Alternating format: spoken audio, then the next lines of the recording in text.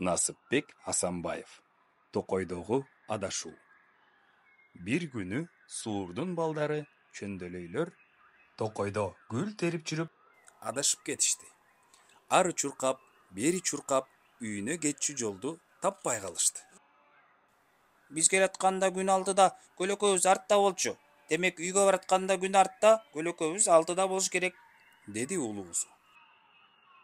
Жок, биз келатканда шамал оң жактан согуп жаткан. Демек үйгө баратканда сол жактан согушу керек, деди кичүүсү. Ошентип, экөө кайда бараарын билбей талаша кетишти. Улуусунун айтканы боюнча, күндү артка калтырышса, шамал кайра эле оң жагынан сого берди.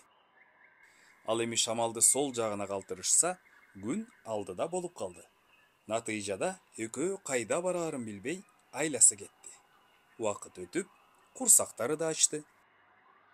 Аңгыча буларга Эрбең, Сербең, Делдең жолукту. Көрсө булар да адашып жүрүптүр. Бөжөктөрдүн улуусу Эрбең мындай деди. Биз үйдөн чыкканда тетиги булуттар артта болчу. Эми үйгө баратканда алдыда болушу керек. Сербең Булутта эмес, көлөкөнү караш керек, деп чыкты. Биз келатканда көлөкөбүз артта болчу. Демек кайра кайтканда алдыда болуш керек. Делдең экөөнү тең макул болгон жок. Бирок анын айтканы баарынын кыжырын кайнатты. Биз үйдөн чыкканда экөөң алдыда болчусуң. Демек кайра кайтканда экөөң артта калышың керек, деди ал эдирейип. Убакыт өткөн сайын бешөө тең сарсанаа боло баштады.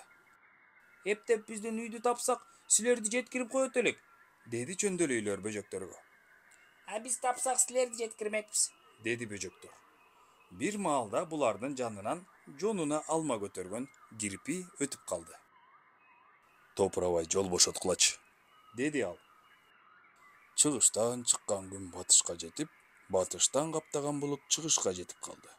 Түндүктөн түштүккө карай соккон шамал эми түштүктөн түндүктү карай согуп калыптыр. Алмамды тезирээк үйгө жеткирейин. Кирпинин кооранганын угуп, беркилер эсине келди. Көрсө, биз эртең менен чыгыштан чыккан күн менен жолго чыгыптырбыз.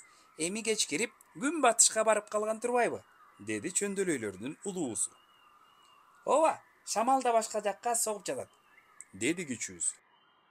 Булуттар болсо батыштан чыгышка жетип калыптыр, деди Эрбең.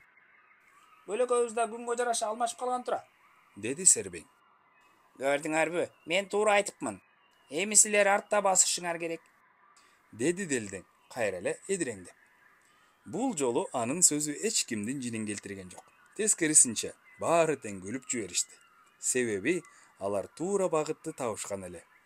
Эми бат эле үйлөрүнө жетип барышат. Ушуну менен жомок соңуна чыкты. Кимдер уккан болсо, азамат болуп аталды.